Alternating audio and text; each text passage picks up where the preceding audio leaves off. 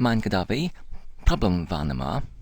Dwi'n yn defnyddio bootstrap, a pan dwi'n yn clicio ar y bottom change password fel yna, mae'r blwch moddol yn dangos.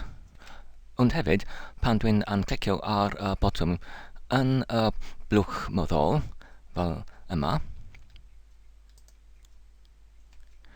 mae'r gyfrinair yn cael ei adnewyddu gyda'r neges thank you, your password has been updated.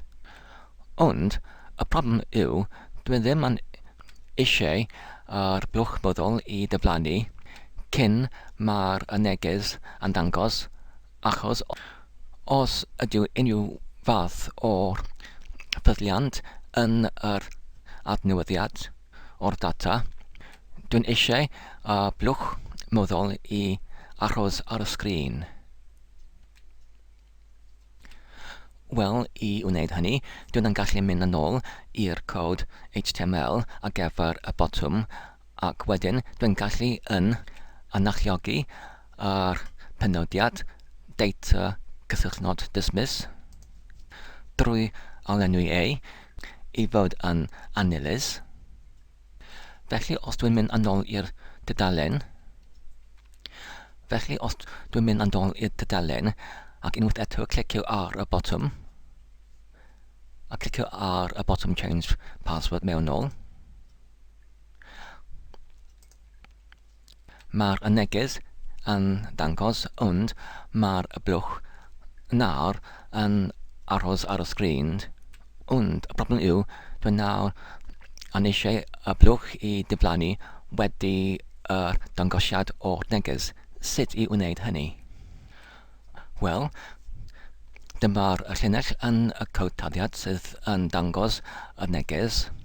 I achosi y blwch moddol i ddiflannu wedi dangosiad o'r neges, dwi'n just yn gallu ychwanegu y llinell yn jQuery i galw y penodiad moddol ar gyfer yr gwrthrych blwch moddol, sef rxxtpud gyda'r osodiad toggle, sef i toggle yn ôl neu i ymdroi yn ôl i'r ystym o'r anweledigrwydd wedi'r achub y ffel ac wedi'r adnewyddu y dudalen drwy pwyso ar y bottom F5. Dwi'n nawr yn clicio unwaith eto ar y bottom.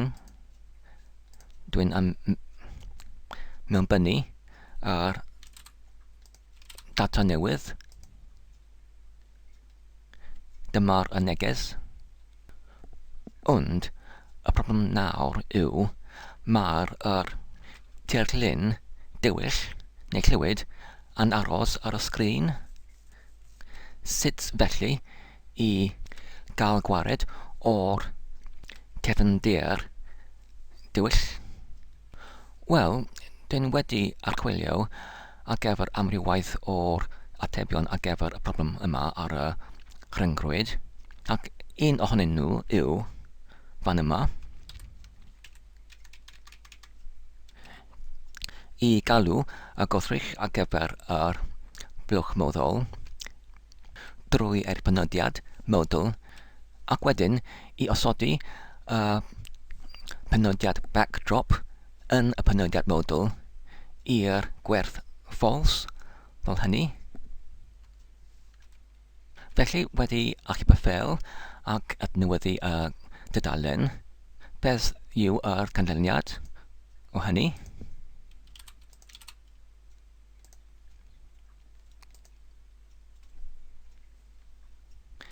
Wel, fel dach chi'n weld, mae'r problem yn dal yn digwydd.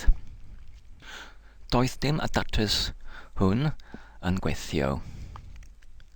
Datrysiad arall yw fan yma, sef i galw am y bootstrap class neu dosbarth moddol cysylltnod background, ac wedyn i galw am y modd remove yn y dosbarth hon. Wel, fi'n nawr achub y ffail. Fi'n nawr mynd yn ôl I adnewyddu y dudalen. Clicio ar y botwm.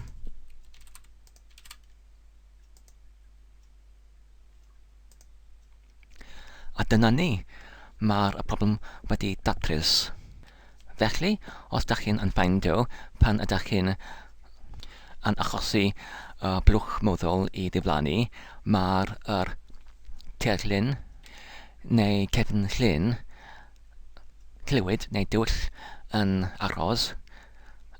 Y datrysiad yw I galw ar dosbarth bootstrap, moddol, cysylltnod background, ac wedyn ar y modd remove I wneud y cefnlun dywyll I ddiflannu.